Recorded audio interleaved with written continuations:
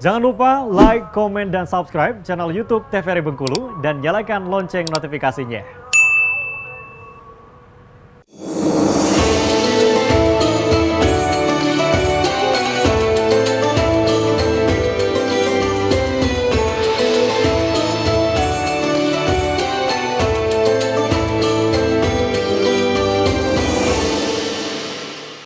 Terima kasih pemirsa, Anda masih setia bersama kami di Mutiara Kolbu. Kita akan melanjutkan tema kita tadi, perbaiki sholatmu, dan kita akan menjawab terlebih dahulu pertanyaan dari Ibu Nurmaini, Pak Ustadz. Boleh silakan dijawab, Pak Ustadz. Baik, terima kasih Bu Nurmaini pertanyaannya.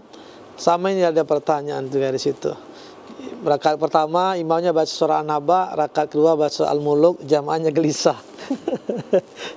Ini sebenarnya satu, disitulah juga bagi seorang imam harus paham, ya, bahwa memang innama ju'ilal imam liyutamma bih, imam itu dijadikan untuk diikuti. Tetapi karena sifatnya imam itu dia pemimpin, dia juga harus memperhatikan siapa yang dipimpin. Ya, kalau kemudian imam baca rakaat pertama surah Yasin, misalkan, rakaat kedua surah Ar-Rahman, bubar jamaah, kan kasihan. Seharusnya memang ketika jadi imam itu membaca surat faqra'u ma tayassara minal Qur'an. Baca yang gampang saja. Yang untuk imamnya gampang, yang untuk jamaah juga enak, ya kan?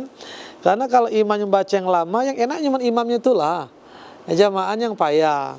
Nah, maka kalau dalam kondisi masjid kita yang sudah biasa, kita sudah tahu siapa imamnya, kita sudah sholat di situ sehari-harinya. Pertama, sikap kita perlu mengkomunikasikan dengan pengurus dan imam yang bersangkutan. Bahwa, dan Nabi mengisyaratkan untuk menjadi imam itu, makanya ketika ada istawu, kan, luruskan saf, rapatkan, imam itu kan nengok ke belakang. Biar dia tahu siapa makmum di kanan kiri, kan. Ada yang mungkin tegak masih sempurna, ada tegak dengan kemiringan ke kiri, ada kemiringan ke kanan, ada yang pakai kursi. Sehingga makmum yang demikian, apalagi anak-anak, ya imam harus bijak dong. Kecuali pas pada posisi kita sabar jamaah, makmumnya santri semua, atau orang-orang yang muda hafal Quran semua, ya boleh saja. Nah, kalau kemudian sudah dinyatakan demikian, ternyata faktanya demikian, ya kita tashihun niat saja ketika kita mau ke masjid, salat berjamaah, kita dalam rangka satu, menghidupkan masjid, memakmurkan masjid. Kedua, mendapat fadilah salat berjamaah, ya. Ketiga, nanti silaturahimnya, berarti kan banyak kebaikan-kebaikan. Nah, kalau sudah begitu, ya apapun nanti yang berlaku, imamnya panjang tadi, ya kita kembalikan saja apa yang sudah kita ini kan, karena imam itu dijadikan untuk diikuti. Idza kabbara fakabbir, idza raka'a farka. Kalau imam bertakbir, kita ikut takbir. Kalau imam ruku, kita ikut ruku. Maka jadi imam tidak mudah, karena dia juga akan memikul semua itu, ya, memikul apa yang menjadi tanggungannya di jamaah. Nah, bagi para imam, ya perlu perhatian itu. Ya kita terus berproses lah. Ya, pokoknya berbaik sangka ketika mau berjamaah masjid. Pokoknya ya Allah, apapun yang terjadi imamnya, pokoknya bimbing saya agar bisa fokus. Itu yang pertama. Yang kedua, memang kan kewajiban orang tua itu mendidik anak, ya. Seorang anak itu dia akan berlepas dari tanggungan ketika dia sebenarnya sudah akil balik, itu kan sudah kembali kepada dirinya.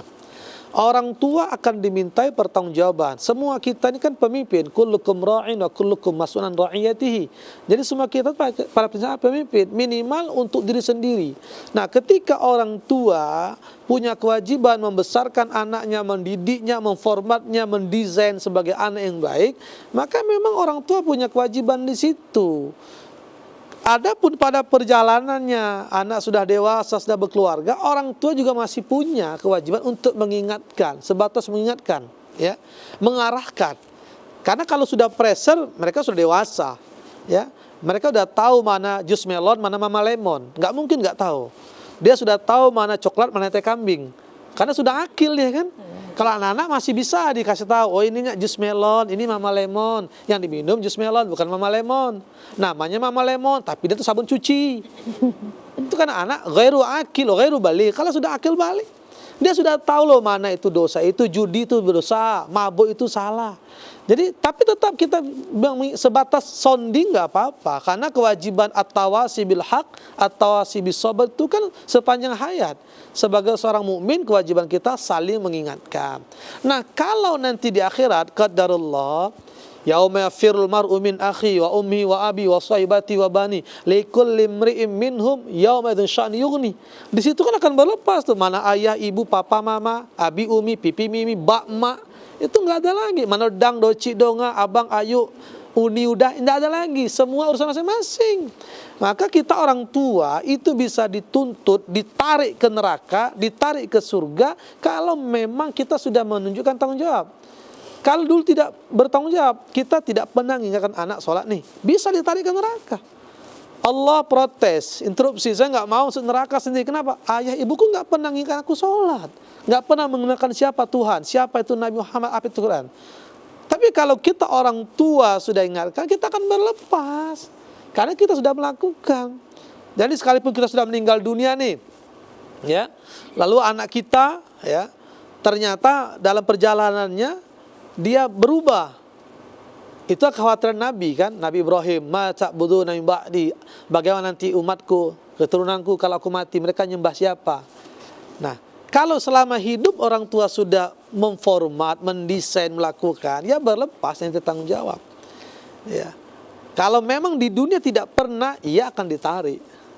Jadi apapun yang telah kita lakukan di dunia kebaikan akan berbuah kebaikan. Faman ya'mal mithqala dzarratin khairan yara wa may ya'mal mithqala dzarratin syarran yara. Jadi enggak perlu khawatir. Kecuali tadi memang kita tidak pernah melakukan, ya.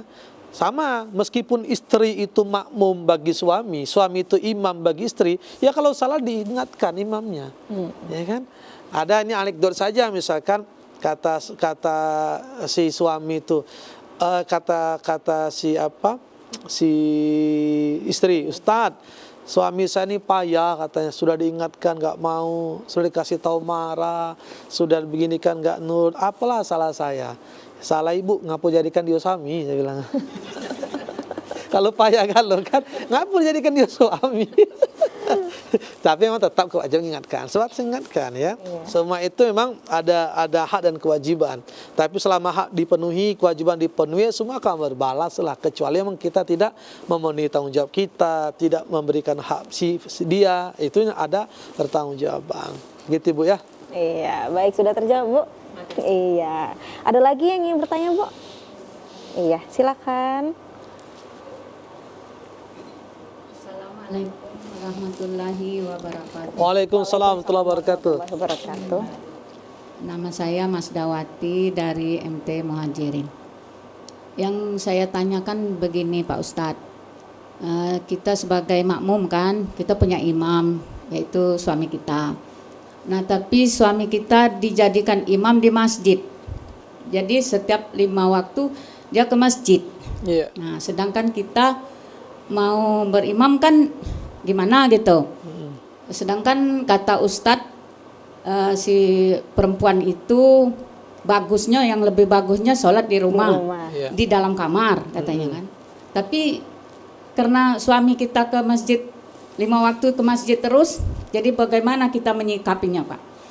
Apakah kita harus ke masjid juga atau kita tetap sholat di rumah? Sendiri di rumah. Itu aja Pak yang saya mau tanyakan. Makasih Terima Bu Mas kasih. Dawati, silakan dijawab Pak Ustadz. Baik, jadi pertama memang kan suami itu imam bagi istri, baik dalam konteks sebagai pemimpin kepala rumah tangga maupun dalam konteks sholat. Kebetulan suami imam di masjid. Di masjid. Ya. Perempuan memang dia tidak ditekankan ke masjid, tapi tidak dilarang. Boleh saja perempuan ke masjid.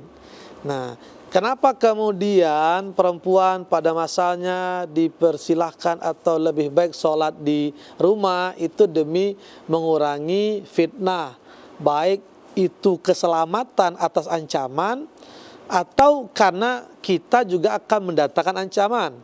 Ancaman apa? Ancaman mudarat. Karena kadang kekeliruannya ketika perempuan mau ke masjid, dia ada potensi bersoleknya lebih, wanginya berlebih, ngobrolnya berlebih. Nah, daripada nanti ke masjidnya harusnya sholat berjamaah tapi ngerumpi, lalu bicara tanci, nyeritokan aib suami, ya berhenti ke masjid, mending di rumah. Tapi kalau yang hal demikian bisa diyakini tidak akan dilakukan, ya nggak apa-apa. Jadi mau sebatas kita seorang perempuan ke masjid mengambil fadilah berjamaah, lalu mengambil bagian dari makmukan masjid, lalu tilawah, setelah itu pulang kembali. Ya. Nah, kalau ternyata kemudian kondisi kedua, bisa saja ya ibu sesekali bilang ke bapaknya, Pak, mama ini mau juga berjamaah, ya kan? Coba kita berjalan di rumah minimal maghrib misalkan, ya kan? Ya tinggal dikomunikasikan saja, ya. Nah, dan ternyata memang pada kondisi tertentu boleh saja ketika pada posisi jauh nih, ya, seorang suami itu yang sudah jadi imam di masjid, dia pulang ke rumah mengimam istrinya, ya, pada kondisi tertentu, karena dia juga dibutuhkan sebagai imam di rumah. Nah, jadi gitu Bu, ya tinggal dikomunikasikan saja. Ya, kalau mau ke masjid nggak apa-apa, ya bersama suaminya ke masjid. Jadi nggak kemana-mana kan. Nah, sudah itu pulang sama-sama lagi. Itu kekhawatiran kenapa Nabi misalkan meminta perempuan lebih baik di rumah, di kamarnya ada mihrab sendiri, ya itu tadi. Nah, tapi kan pada kontekstualisasinya menyesuaikan. Kenapa misal dulu larangan untuk berpergian perempuan jauh-jauh lebih dilarang, apalagi kalau tidak ada mahram. Karena kan kekhawatiran dapat masalah di jalan, ya. Nanti kendaraan jauh. Dulu kan padang pasir, gurun, panas, segala macam, belum ada penjahat. Kini kan naik pesawat, datang duduk diam sampai. Nah, kalau sudah ada rasa kenyamanan dan keamanan, ya boleh saja mengkontari perempuan berpergian sendiri. Termasuk dulu larangan seorang perempuan jadi pemimpin. Ya dulu konteksnya kan dilihat juga kenapa hadis itu turun. Ya kalau sekarang menjadi pemimpin pun kan ada regulasi, ada perangkatnya, tidak berdiri sendiri dia menjadi presiden, menjadi wali kota. Ada wakilnya, ada sekdanya, ada dewannya, ada pengawasnya, ada kepala dinasnya. Jadi nggak pure jadi wali kota perempuan sekalipun dia kerja sendiri. Ada yang backup. Artinya kan bisa saja disesuaikan itu. Apa yang penting menghindar fitnah-fitnah yang mungkin muncul dari keberadaan kita. Itu. Iya, baik, terima kasih Pak Ustadz. Ibu terjawab Bu ya? Baik, pemirsa TVRI Bengkulu, pembahasan kita tentang perbaiki sholat Bu akan kita bahas lagi setelah jeda iklan berikut ini. Tetaplah bersama kami di Mutiara Kolbu.